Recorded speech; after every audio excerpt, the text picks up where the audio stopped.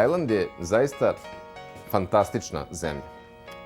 I imao sam veliku sreću da nedavno obiđem Tajland od severa ka jugu i tom prilikom upoznam se sa njihovom kulinarskom tradicijom. Bilo je tu malo i odmora, ali uglavnom se radilo. I šta sam na Tajlandu otkrio? Naravno, različite stvari se kuvaju od severa ka jugu. Međutim, na Tajlandu postoji jelo koje se pravi od severa ka jugu. Svi ga prave fantastično, a najbolje sam probao na jednoj pijaci praktično na železničkoj stanici. Jelo se zove Pad Thai i priprema se vrlo jednostavno. Sve pijace na svetu su manje više iste. Ljudi dolaze da kupuju šta im je potrebno za ručak, voće, povrće, ribu, meso, ponekad i neki odevni predmet. Međutim, ovde u Ampavi to malo drugačije izgleda. Pogotovo u 15 do 10 ujutru. U 15 do 10 svakog dana ova pijaca doživljava transformaciju i pretvara se u železničku stanicu. U stvari, ne pretvara se pijaca u železničku stanicu, nego je pijaca na železničkoj stanici, odnosno na pruzi. I voz mora da prođe, jeli? Sve ove tezge se pomeraju u stranu, turiste sklone i dođe voz. Evo ga voz, tačno na vreme, a pošto još uvek nisam jači od voza, bilo bi red da se sklonim. Voz ide prilično polako, što je razumljivo.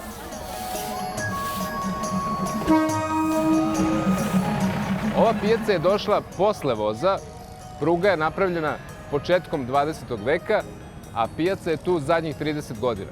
Inače, čemu služi voz? Pa da bi se došao na pijacu. Voz je tu sat vremena i ljudi koji dođu vozom imaju tačno sat vremena da kupe šta im je treba i onda idu nazad. U 11 sati već pijace više nema, to je to. Kraj radnog vremena. Za početak, šta mi je potrebno? Malo ulja, beli luk, piletina. Ja sam izabrao pileći file. Piletinu ću iseći na sitne komade, jer mi tako trebaju. I u principu Pad Thai može da se napravi sa čime god čovjek poželi. Zašto najviše volim kako se priprema na ulici? Pa na ulici obično sve sastojke drže na tezgi i čovjek bira šta će da mu stave. Izbor na Tajlandu je bio naravno mnogo veći, ali ja svako jelo malo prilagodim domaćim uslovima.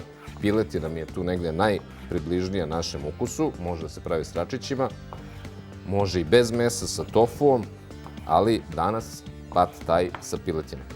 Jedno od najpoznatijih jela na Tajlandu je Pad Thai. Može se jesti u restoranima, jeo sam ga u restoranima, ali ovo je prirodno okruženje za Pad Thai, na ulici. Gospođa Wit Mon, što u prevodu znači lepa, mi je pokazala kako se pravi, a dovoljno je ljubazna i da me pusti da probam da napravim jedan. Ne garantujem da će biti kao njen, odnosno sigurno neće biti kao njen, ali mogu barem da probam. Ovo mu dođe kao nešto škola kuvanja na ulici. To nikada nisam radio.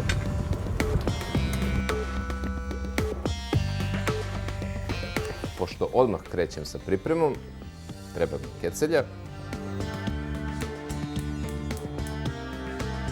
Prvo ću na malo ulja da propržem beli luk, koji naravno mora da bude sitno sečen. Ovdje imam 5 čenova.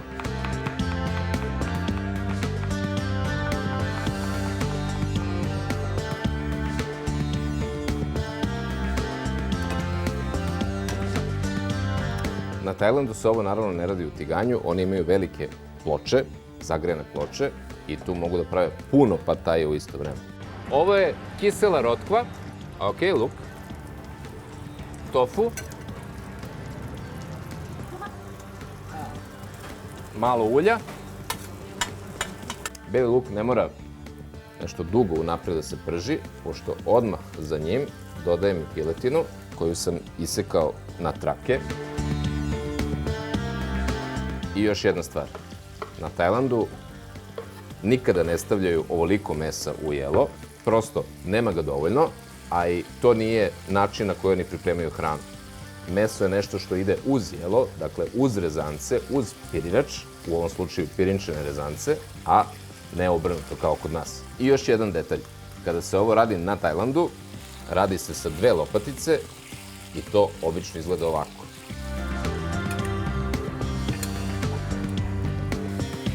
Dok se piletina prži, ja ću da pripremim sve ostalo što mi je potrebno za pad thai.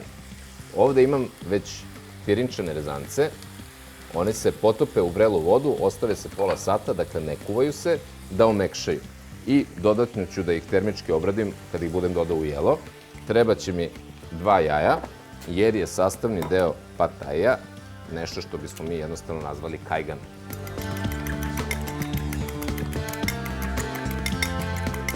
Spremno. Klice, sojine klice. Mogu da se nabave sad i u većim supermarketima, a ko se potrudi može i sam da ih napravi, nije teško. Kikiriki. Ovo je pečeni neslani kikiriki. Oyster sos ili ti sos od ostriga i nešto začin. Biber, čili i đumbir. Nedostaje još samo povrće. Neko se potrudio pa mi je isekao svo povrće. To je jako zgodno kada se pravi ova azijska kuhinja. I sos od soje i šećer. Na Tajlandu koriste nešto što se zove palmin šećer, odnosno šećer od kokosove palme. Kod nas ga je prilično teško naći, skoro nemoguće, zato ja koristim ovaj tamni, nerafinisani šećer od šećerne trske. Ukus je najpribližniji tome, beli već nije. Piletina je gotova, počela je da dobije onu zlatnu žutu boju i ne treba da bude potpuno gotova, pošto ću je posle vratiti u tiganj, a tiganj mi sada treba da bih napravio kajgan. Jaje. Vatra je prilično jaka, ovo mora brzo da se radi.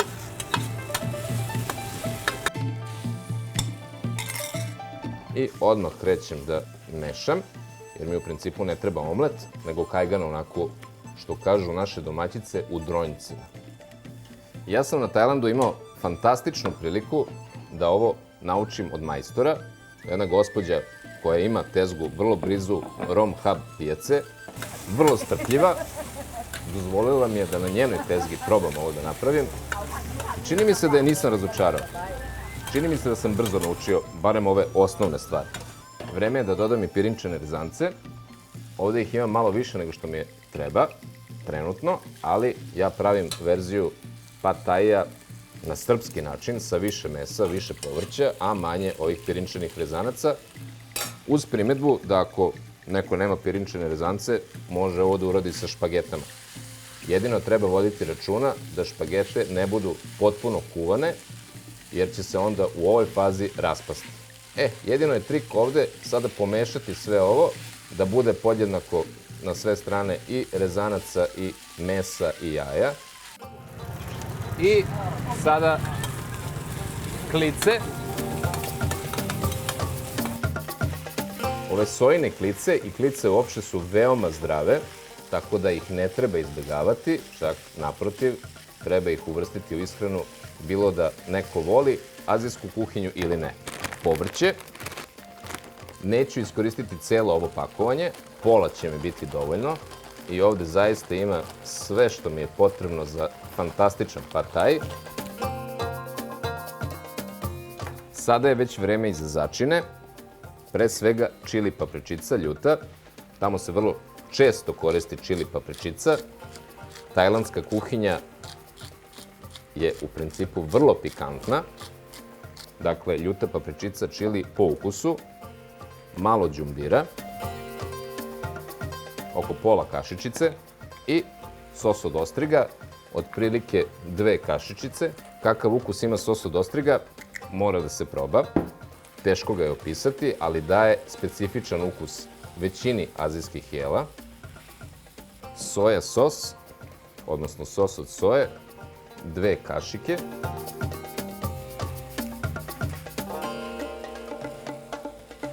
Malo bibera. Oko pola kašičice i nešto što je takođe vrlo specifično za tajlandsku kuhinju, šećer. Otkuda šećer? Pa šećerom balansiraju između tih ljutih i slatkih ukusa koji se vrlo često prepliću u njihovoj kuhinji. I na kraju, sok od limete, i to otprilike po ukusu, ali za ovu količinu je dovoljno sok od pola limete. Sve dobro promešam i jedna stvar je još ostala, kikiriki. Kikiriki.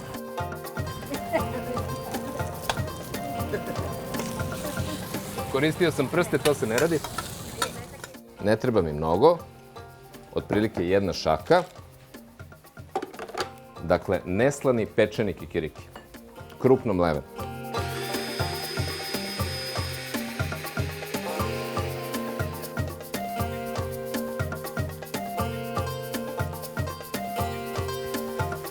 I moj pad thai je gotov. I evo ga, moj prvi pad thai, ali pretpostavljam da gospođa Lepa na tajlandskom misli, dečko moj, neš se ti od ovoga leba najesti. Pad thai za 2 osobe.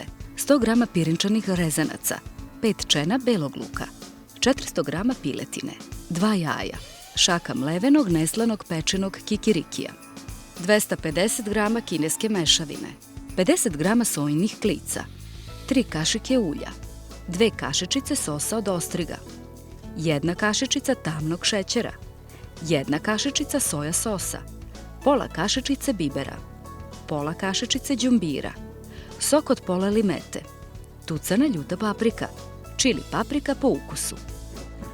Inače, na Tajlandu, ako je u pitanju neki veći obrok, hrana se nikada ne servira u tanjire, već se stavi ovako u ovale i svako uzima koliko želi i šta želi. Naravno, uzimajući u obzir da tu ima još ljudi. I ostavit ću kašiku i viljušku, jer to je u principu pribor koji se na Tajlandu koristi za jelo. Nema noža. Malo ovih svežih klica preko, malo lajma, ako neko želi da dotera ukus, i malo kikiriki. Ja ne znam kada ću ponovo ići na Tajland, ali sam odande doneo dovoljno recepata da mi praktično svaki dan bude kao na Tajlandu. Izuzev sunca, plaža i svega ostalog. U svakom slučaju, ovaj pad thai me sigurno vraća na te lepe dane.